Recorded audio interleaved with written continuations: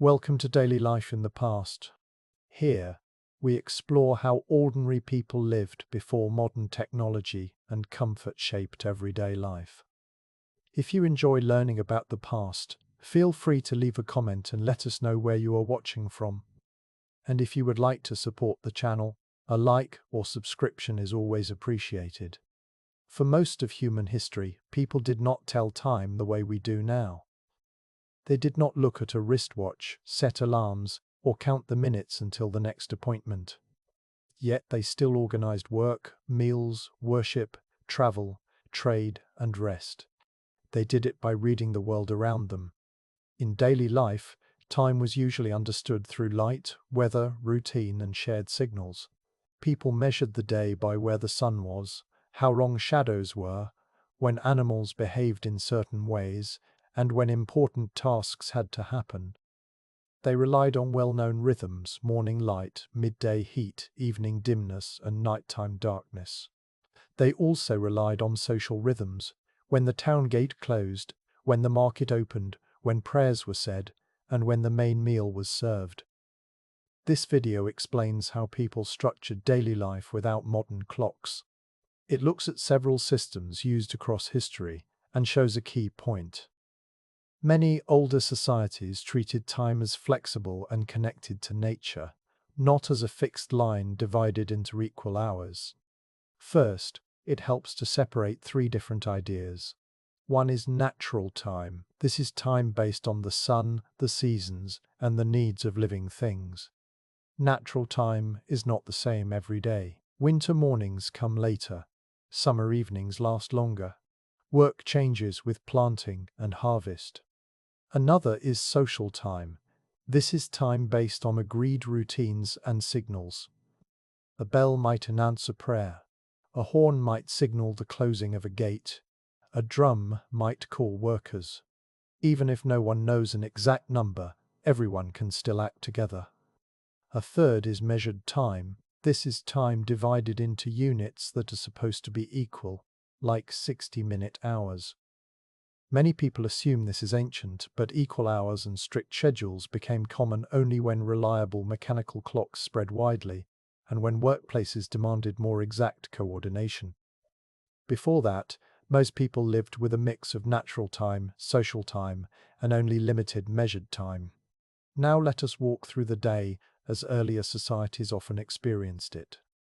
Dawn and early morning were not just 600 AM.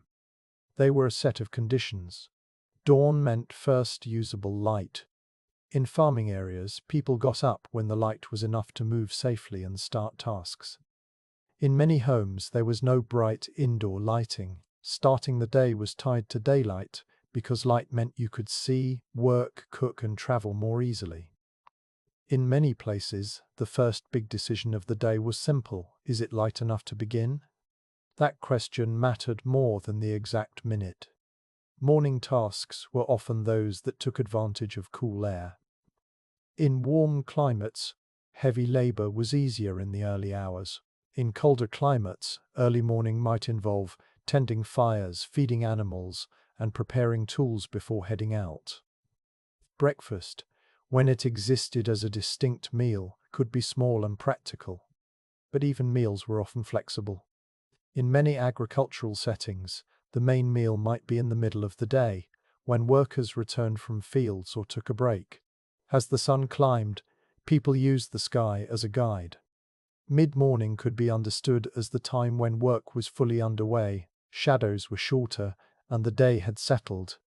Many languages and traditions have words for this general period, not a specific clock time.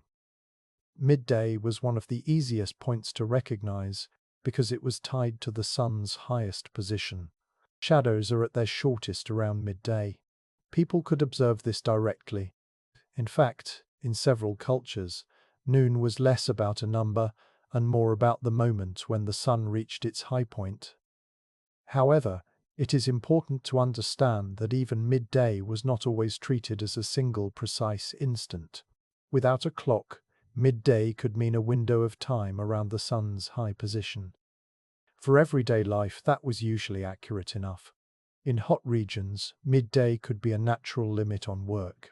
heat pushed people indoors into shade or into slower tasks. In many places, a rest period in the hottest part of the day was practical. People might eat, repair tools, and wait for cooler air. As afternoon arrived, activity often resumed, but the sense of urgency could change. People looked at how much daylight remained. A key planning question was, how much can we finish before dark? Evening was strongly defined by light. Dimming meant travel became harder, work became slower, and safety concerns increased. In many towns, evening also meant a shift in social rules. Gates might close, markets end, and public activity quiet down. Night itself was not one uniform block of time. It could be understood through stages: early evening, deep night, and the approach of dawn. Without electric lights, night placed real limits on movement and work. People slept longer in winter and sometimes divided sleep into parts, waking at night for a while before sleeping again, depending on local custom and household needs. So far, this might sound simple: people followed the sun. But many societies also created formal systems to coordinate time across groups. One major system was the use of unequal or seasonal hours. Modern clocks divide the day into 24 equal hours, so an hour is always the same length. But in many ancient and medieval societies, daylight was divided into 12 parts and night was divided into 12 parts. Because daylight is longer in summer and shorter in winter, the length of a day hour changed with the season.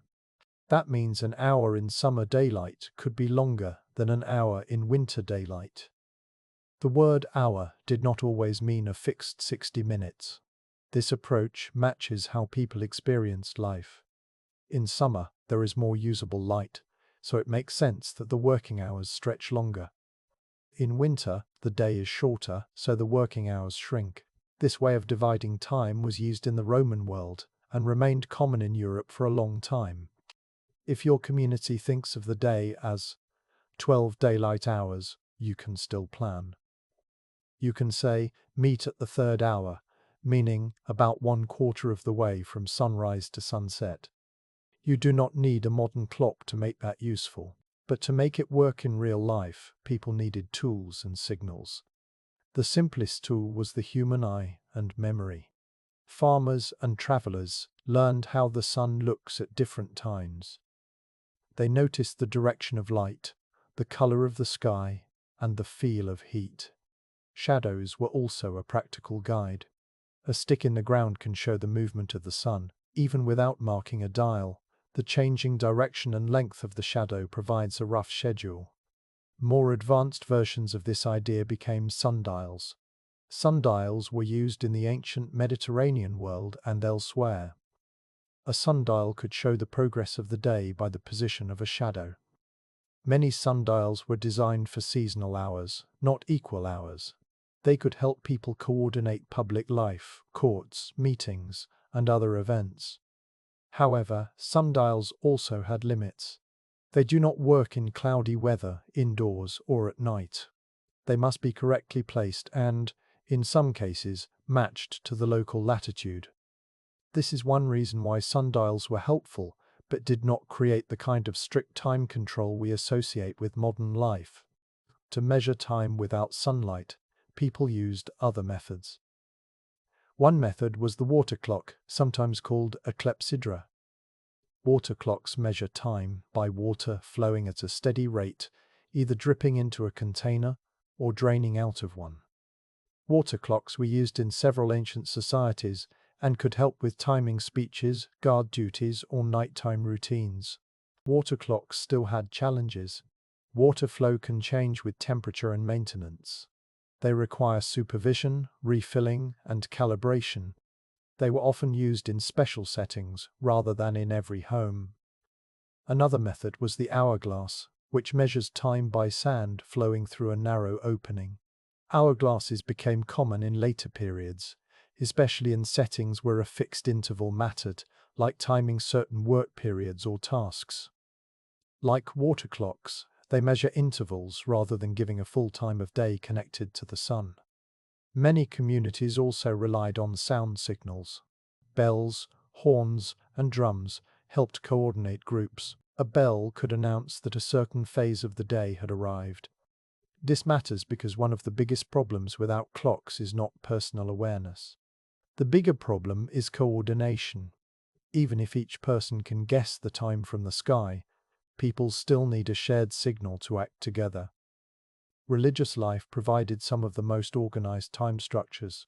In medieval Christian Europe, monasteries and churches followed a cycle of prayers known as the canonical hours. These divided the day into repeated times for communal worship. While exact practices varied, the cycle included services associated with night, early morning, mid-morning, noon, mid-afternoon, evening, and before sleep. In a town, church bells could remind people of these stages of the day, even if they were not attending services. Over time, bell signals helped shape daily routines beyond religion. People learned to connect certain bells with work breaks, meals, and the close of business. In the Islamic world, daily prayer also structured time. The 5 daily prayers are tied to observable solar conditions: before dawn, around midday after the sun passes its peak, late afternoon, sunset, and night. Because these times shift through the year, the prayer schedule is naturally linked to the sun and the seasons. In many historical cities, specialists help determine the correct prayer times. This shows that careful time knowledge existed even without modern clocks. Astronomy, observation, and calculation mattered. But again, for most ordinary people, the key was not a minute-by-minute schedule. The key was knowing which phase of the day had begun and what duties belonged to it. Now consider work and labor. In agricultural societies, the calendar was often more important than the clock. People planned around seasons: planting, weeding, harvest, and preparation for winter. Within each season, daily work responded to weather, daylight, and immediate needs. A farmer did not need to know 7000-1002 a.m. to milk a cow. The cow's needs and the light level mattered more. If it rained, tasks changed. If a storm threatened, priorities changed. This does not mean life was disorganized. It means organization was built around tasks and conditions rather than fixed clock units. Craftwork in towns followed different patterns. Workshops often worked during daylight. In many places, regulations and customs shaped work: when apprentices began, when markets opened, when business was allowed to operate, and when noise had to stop. Markets were another strong organizing force. Market days were set by tradition and law. A market might begin at dawn and end as daylight faded. Travelers planned to arrive early. Sellers planned to set up before crowds gathered. Even without clocks, the predictable rhythm of market activity created a clear sense of time. Courts and government business also had time structures. In many societies, courts met in daylight hours. They might begin after morning routines and end before evening. Public announcements could be tied to known times, such as after morning prayer or before the main meal. In the Roman world, civil life used daylight hours in a flexible way. There was awareness of hours, but the culture did not expect the kind of strict punctuality common in modern workplaces. Travel shows the difference between clock time and natural time very clearly. On foot or by animal, travel speed depends on terrain, weather, and the condition of the traveler. A journey is often described in days, not hours. Even when hours are mentioned, they may refer to seasonal hours. Travelers planned around safe daylight. They aimed to reach shelter before dark. They also used landmarks, known stopping points, and the timing of meals. Inns and resting places became part of a travel schedule, even without exact times. Seafaring had its own time methods. At sea, sailors needed ways to measure intervals for watch duty and navigation routines. Methods included sand glasses for timing shifts and observation of stars and sunrise. The goal was often to measure how long a watch had lasted, not to know the exact time of day in the modern sense. Now let us focus on a key idea: time perception. When time is tied to light and tasks, people experience it differently. In a clock-based world, time is abstract. It exists as numbers that move at a constant rate. A person can be late, even if nothing physical has changed except the number on a screen. In a light-based world, time is concrete. It is the brightness in the sky, the length of a shadow, the feel of temperature, and the visible approach of darkness. This affects daily planning. Instead of asking, "What time is it?" people often ask questions like, "How much daylight is left? Is the sun high enough to start the next task? Can we finish before dark? Is it time to eat?" Based on the normal rhythm of the household. Has the bell signaled the next part of the day? In this system, punctuality exists, but it is shaped differently. A community can be very strict about certain moments, like the closing of a city gate, the start of a religious service, or the beginning of a public meeting. But many other activities begin when conditions are right, not when a number arrives. Over long stretches of history, the major change is not that people suddenly invented time. The major change is that societies gradually shifted toward equal hours and stricter coordination. Mechanical clocks existed in medieval Europe, but for a long time they were expensive, rare, and not always accurate. Early public clocks often showed only hours, not minutes. They were useful for announcing broad stages of the day. As clocks improved and spread, they helped cities coordinate markets, meetings, and labor more tightly. Over later centuries, especially with industrial work, the meaning of time changed. Work became tied to the clock in a stronger way. People began to sell labor by the hour, arrive at fixed shifts, and organize life around exact schedules. But the main focus of this video is the long era before that shift fully took hold. So what does a clockless schedule look like in practical terms? It often looks like a chain of activities linked to natural cues. Wake when it becomes light enough. Start essential household tasks. Begin work when light and weather allow. Pause when the sun is high and heat or custom calls for rest.